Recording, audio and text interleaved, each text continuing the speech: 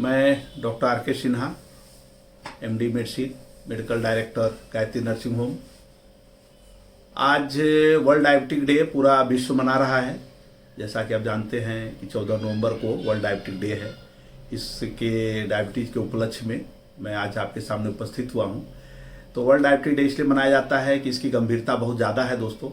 अभी इंडिया में कम से कम 8 करोड़ लोग डायबिटीज़ से पीड़ित हैं और 2.5 करोड़ लोग लगभग प्री डायबिटिक कंडीशन में हैं, जो कि डायबिटिक में जाने वाले हैं, बराबर। और ये जो इंडिया में देखा गया है कि दक्षिण भारत में खास करके केरला और तमिलनाडु में इसकी संख्या बहुत ज़्यादा है, 25 से 26% तक पहुंच गया है। गोवा में इसकी मात्रा, पश्चिम के क्षेत्रों में गोवा में भी अच्छा खासा है, 26% की इसकी जनसंख्या को प्रभावित कर चुका है, यानी 100 में 26 लोग डायबिटीज से पीड़ित हैं।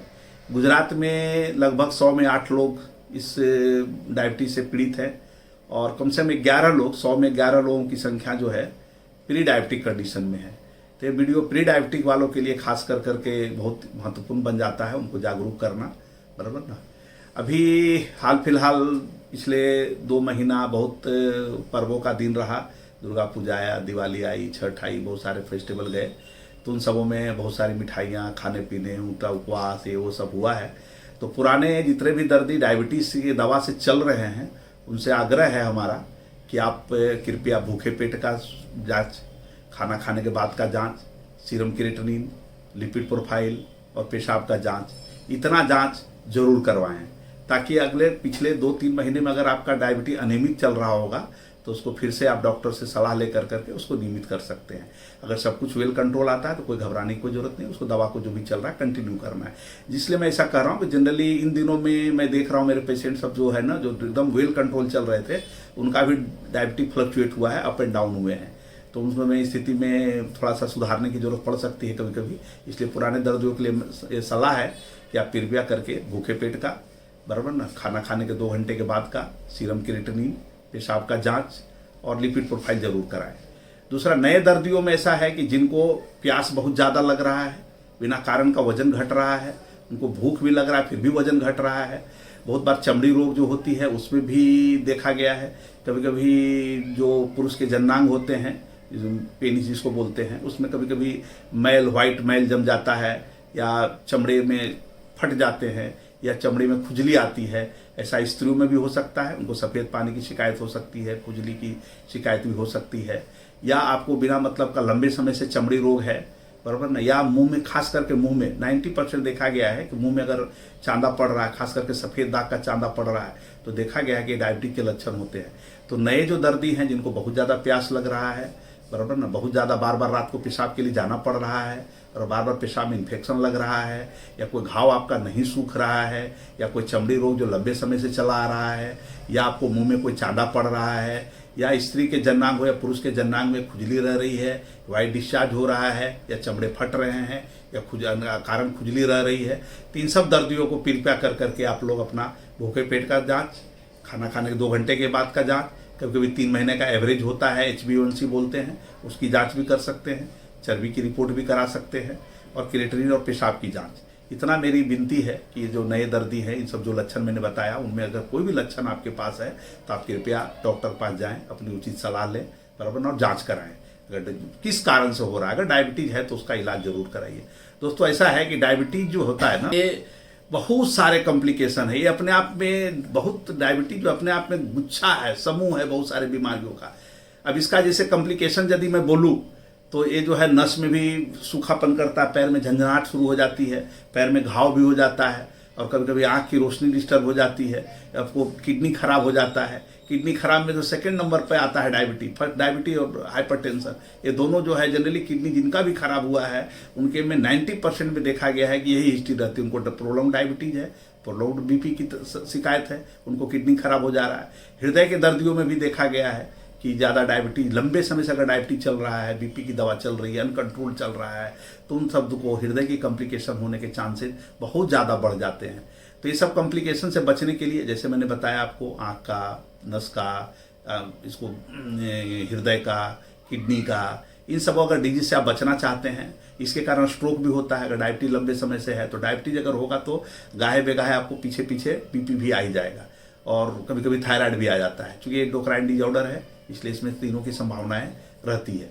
तो ये सब चीज़ें कारण स्ट्रोक का भी संभावना बढ़ जाता है। तो ओल्ड स्टेज में मैं देखता हूँ डायबिटीज जो है, डायबिटीज की मात्रा नहीं, डायबिटीज कितने लंबे समय से है उस पर डिपेंड करता है। अगर डायबिटीज आपको 10 साल से ज़्यादा हो गया तब कॉम्प्लिकेशन शुरू हो जाता है, और 20-25 साल अगर हो गया डायबिटीज का, तो बहुत सारे दर्दियों को मैं देखता हूँ रात भर सो नहीं पाते, रात में झंझनाटी होती है, आँख की रोशनी जा रही है, हृदय कमजोर हो जा रहा है, चल रहे हैं तो सांस चढ़ रहे हैं, किडनी खराब हो रही है, किडनी डायलिसिस पे चले जा रहे हैं, बहुत सारे क्रोनिक स्ट्रोक का असर आ जा रहा है, बहुत सारे कॉम्प्लिकेशन, ये सब खाली डायबिटीज के कारण और बीपी के कारण होता है। तो कृपया करके मेहरबानी करके आप लोग से बनती है वर्ल्ड डायबिटीज डे पर कि आप लोग डायबिटीज के लिए अपना जांच जरूर कराएं।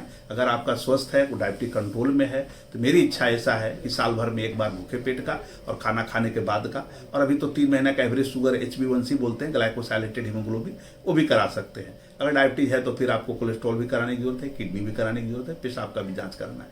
क्योंकि डायबिटीज में बाद में क्या होता है, डायबिटीज अगर 10-15 साल 20 साल अगर छिपा रह गया तो इस स्थिति में आपको जो है कि डायबिटीज के कॉम्प्लिकेशन जो होते हैं ना, वो आपको बढ़ सकता है, बराबर ना। बढ़ जाने के बाद आपको इलाज के लिए ज़्यादा लंबा खर्च आपको करना पड़ता है। जो काम आपका 100 रुपये में होगा वो आपका 1000-10,000 रुपया में या लंबे समय में या कभी कभी जान पे भी जोखिम आ सकता है, इसलिए इस पर ध्यान दीजिए दोस्तों।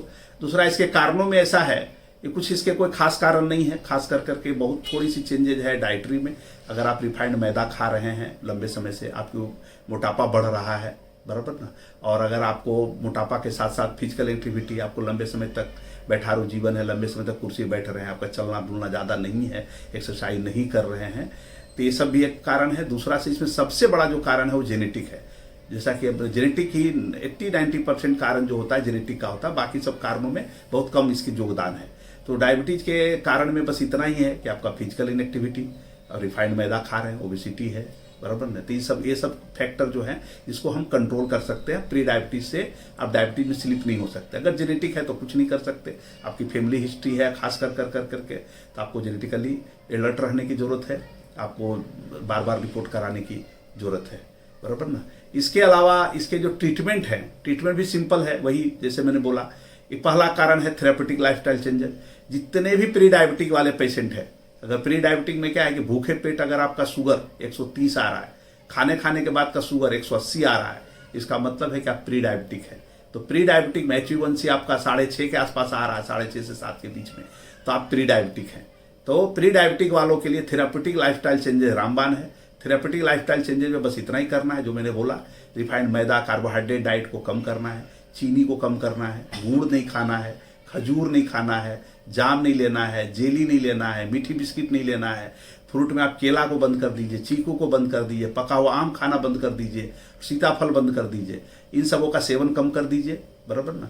और अपने फिजिकल एक्टिविटी को बढ़ाइए। आप जैसे जहाँ से भी आप अपने समय निकाल सकते हैं उस समय को निकालिए और थोड़ा सा चलने बुलने का रखिए, एक्सरसाइज करिए। और अपने अगर मोटापा है तो मोटापा को जरूर घटाइए, क्योंकि मोटापा घटने से देखा गया कि 10% अगर आप खाली वजन घटा देते हैं तो 10 mmHg आपका डायबिटीज घट जाता है, दोनों तरफ, भूखे पेट में भी और खाने के बाद में भी। बीपी में भी फायदा होता है, बहुत सारे फायदे हैं ओबेसिटी को घटाने से, इसलिए ओबेसिटी को घटाइए। अगर थेरापेटिक लाइफस्टाइल चेंजेस अगर डायबिटीज में चले गए हैं तो आपको या तो गोली लेना है या तो इंसुलिन लेना है, बराबर ना। बस इतने ही सारी इलाज है आपका, बराबर ना। या तो गोली पे बहुत वेरियस तरह के गोली कॉम्बिनेशन में डॉक्टर देते हैं, उसको लेने की जरूरत है। बिना पूछे आप अपने हिसाब से बंद ना करें। आप आयुर्वेदिक ले रहे हो, घरेलू उपचार कर रहे हो, जो भी कर रहे हो, लेकिन हर महीने आप जो है भूखे पेट का रिपोर्ट, खाना खाने के बाद का रिपोर्ट जरूर कराएं। धन्यवाद।